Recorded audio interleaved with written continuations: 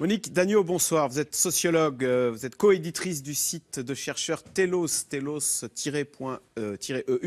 Vous êtes auteur de Génération Y, les jeunes et les réseaux sociaux aux éditions presse de Sciences Po. Alors Manuel Valls a reçu ce matin 5 syndicats étudiants qui visiblement n'ont pas été convaincus puisque l'UNEF appelle même à amplifier le mouvement avec une nouvelle grève prévue jeudi prochain. Monique Dagneau, est-ce que Manuel Valls va vivre là, avec cette loi El Khomri, son CPE qui avait plombé Dominique de Villepin, c'était il y a pile 10 ans d'ailleurs. Vous qui sentez les choses. Écoutez, tous les sociologues de la jeunesse vous diront que c'est quand même assez imprévisible, d'une certaine façon, que, par exemple, les jeunes ne se sont pas mobilisés fortement depuis une dizaine d'années, depuis le CPE. Donc il y a des gens qui disent, mais du coup, ils ont oublié. Et d'autres qui disent, bah non, ils sont à cran, là. Ce sont des nouvelles générations, de toute façon. Ils s'étaient mobilisés, figurez-vous, en 2010 contre la réforme des retraites, ce qui est, bon, alors pas autant que les adultes, mais ils étaient avec leurs parents. Et maintenant, c'est une nouvelle mobilisation. Ce qui m'avait étonné, c'est qu'en 2011, il y a eu une forte mobilisation dans d'autres pays européens, notamment en Espagne, qui étaient les indignés, mais aussi aux États-Unis, des mobilisations qui manifestaient véritablement une colère, une déception et aussi une projection vers un autre type de société. Il y avait quand même une dimension aussi assez sociétale. Là, c'est plutôt juste contre la loi proposée par c'est vrai que ça n'avait pas pris, là, les indignés en France. Ça n'a absolument pas pris. On était sous Sarkozy, c'était du pain béni, là, pour les... Oui, j'étais très étonnée. J'avais beaucoup suivi cette affaire. Ouais. Et à l'époque, on disait pourquoi ils ne se mobilisent pas, parce que d'abord il y avait des élections un an après, donc visiblement ils attendaient beaucoup d'un changement politique.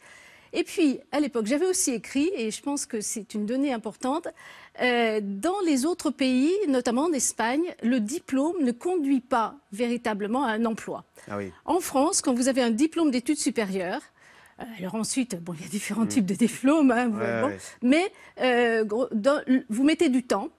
Vous passez par les stages, vous passez par les CDD, mais a priori, quelques années après, vous avez un emploi. La dimension politique, quand même, ce sont des syndicats classés à gauche qui manifestent contre un gouvernement de gauche. Ça ne vous étonne pas, ça? Non seulement ça m'étonne, je trouve ça surréaliste, d'une certaine façon. Ben oui, parce que vous avez aussi la jeunesse, les jeunes socialistes qui sont aussi dans la rue. Donc, mais la droite se dit, moi, ça va être terrible l'année prochaine si j'accède au pouvoir, je vais me prendre des manifs au carré, quoi. Ça, c'est bien possible. Encore que, vous savez, peut-être que d'ici là, quelque chose aura calmé les jeunes, peut-être qu'il y aura une petite embellie sur l'emploi, je ne sais pas, mais c'est imprévisible, franchement. Alors justement, Monique Dagneau, je vous propose d'écouter ces jeunes. C'était un reportage de France 2 qui a interviewé tout simplement des manifestants mercredi dernier. Déjà, il y a la loi travail qui je trouve vachement abusive. Et il y a aussi un ras-le-bol général par rapport à toutes les lois, par rapport à l'état d'urgence et par rapport au gouvernement de François Hollande et Manuel Valls. On a élu un gouvernement de gauche qui fait des lois que même la droite n'oserait pas passer. Et clairement, en fait, il n'y a plus de droit du travailleur dans cette loi. Je pense que les jeunes font très peur au gouvernement, oui. Et je pense que s'ils n'ont pas peur, ils devraient avoir peur parce que... Et pourquoi il faut qu'ils aient peur? Parce que le principe de mouvement de jeunes, et encore, il n'y a pas que des jeunes, c'est que c'est complètement incontrôlable.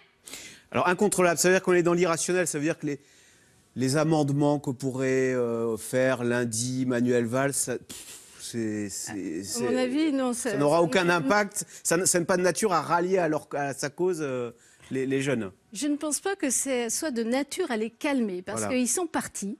Je pense que ces manifestations, elles cristallisent en fait beaucoup d'années de mécontentement, de désillusion, avec un taux de chômage important.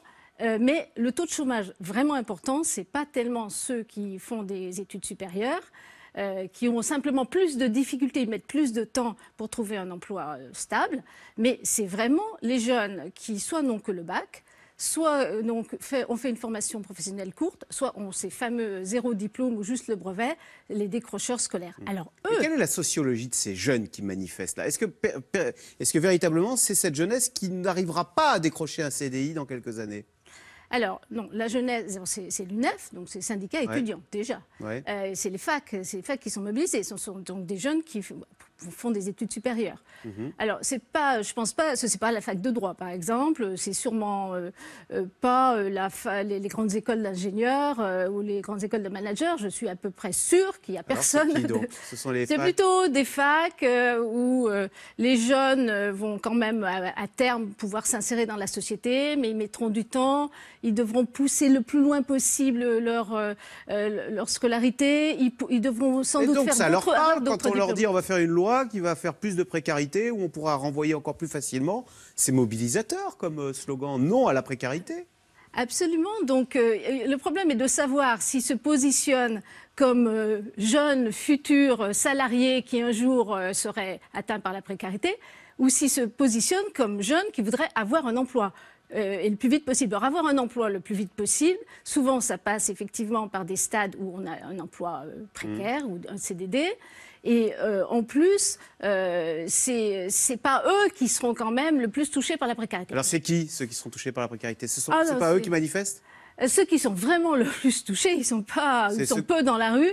Ils ont été dans la rue, dans les banlieues en 2005, les jeunes qui ont vraiment cassé, qui étaient très révoltés. C'est les jeunes des banlieues. Qui sont banlieues, non, ou pas nécessairement banlieues, mais ou dans des petites villes. Des jeunes qui sont en galère et qui ont des forts risques d'être en galère pendant de longues années et peut-être même, je dirais presque, pendant tout un parcours de vie. Alors que la France, c'est un pays qui a la religion du diplôme.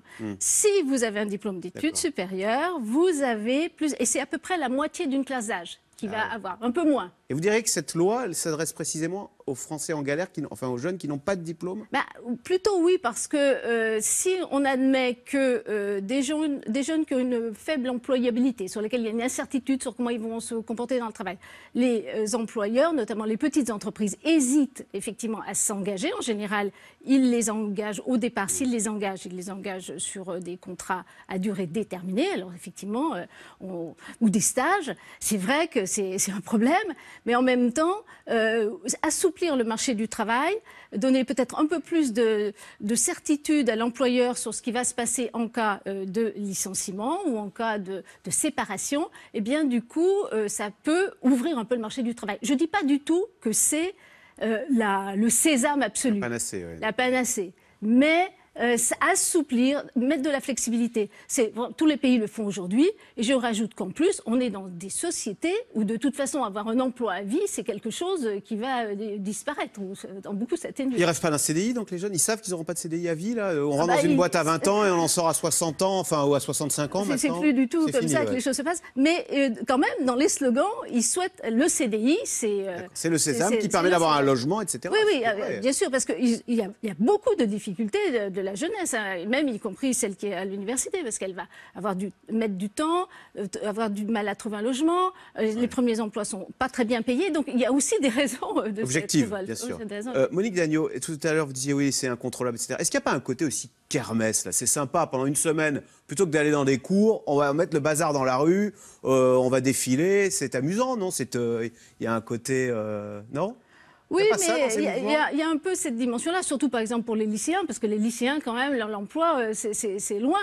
Je vous dis, même quand ils sont mobilisés pour la retraite, c'est quand même un peu étrange. Mais je crois quand même qu'on aurait tort de ne voir là-dedans qu'un aspect festif.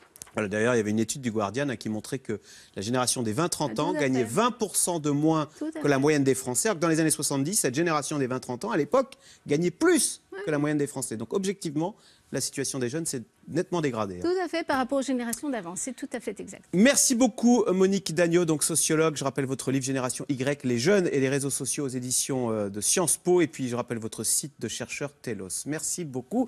Restez avec nous tout de suite. Caroline Roux, C'est dans l'air, qui revient sur ce fichier top secret recensant quelques 22 000 djihadistes et qui seraient tombés aux mains des services secrets britanniques.